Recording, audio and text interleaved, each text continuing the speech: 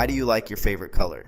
Think about it. Not your favorite food, not your favorite song, not your favorite movie, your favorite color. Out of every color your eyes can see, why that one? It's a simple question. So simple, in fact, that most people never stop to ask it. Yet, almost everyone has an answer. Blue, red, green, purple, black, yellow. Some people answer immediately. Others hesitate for a moment before deciding. But somehow, almost all of us eventually choose. And that's strange, because nobody teaches us to have a favorite color. You aren't born filling out a survey. You aren't handed a form as a child asking you to make a permanent decision. Yet somehow, over time, one color begins to stand out from the rest. Why?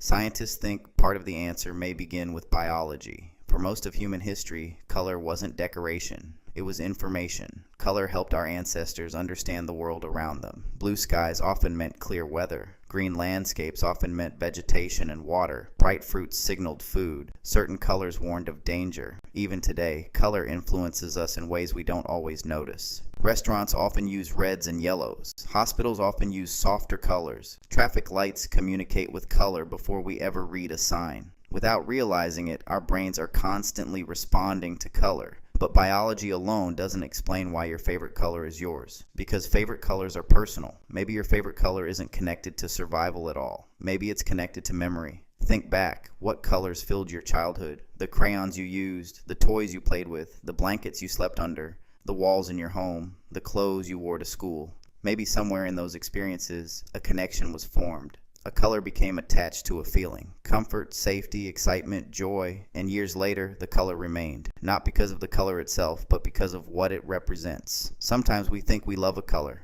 when really, we love a memory, a faded family photograph, a favorite shirt, a beloved toy, a sunset from a place we once called home. Colors become bookmarks for moments in our lives, tiny reminders of experiences we may not even consciously remember anymore. Colors can also be shaped by the people around us. A favorite sports team may wear certain colors. A school may fill its halls with specific shades year after year.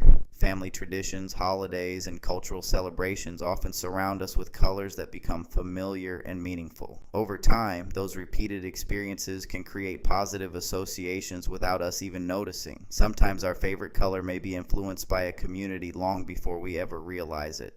Colors also have a remarkable ability to influence mood. A bright yellow room may feel energetic and cheerful. Deep blues can feel calm and reflective. Warm reds and oranges often feel bold and exciting. Even filmmakers, advertisers, and artists carefully choose colors to create specific emotions. While color affects everyone differently, many of us naturally gravitate toward the colors that make us feel the way we want to feel.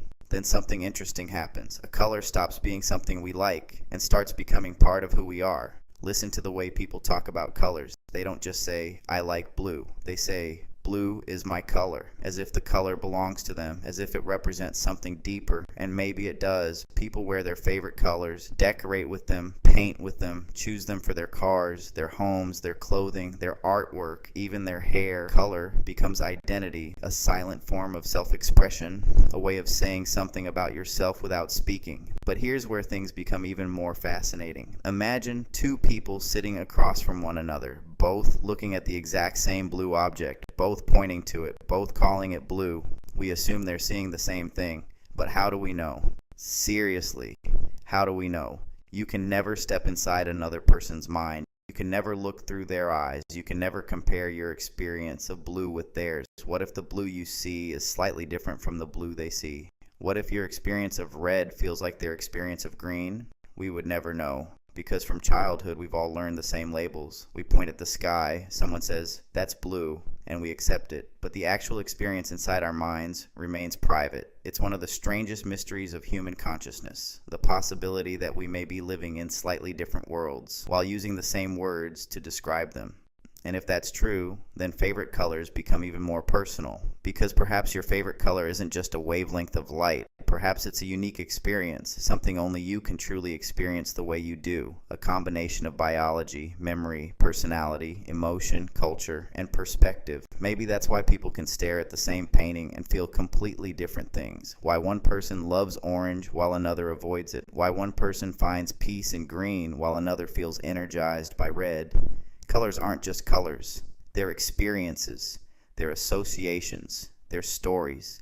They're memories attached to light. So why do we have favorite colors? The truth is nobody knows for certain. Maybe biology plays a role. Maybe memories play a role. Maybe culture influences us. Maybe personality does too. Most likely, it's a mixture of all of them. But perhaps the most beautiful answer is this. Our favorite colors tell a story. Not about the world, but about us. About where we've been, what we've felt, what we've loved, and who we've become. Because maybe colors aren't just colors after all. Maybe they're tiny pieces of ourselves, hidden in plain sight.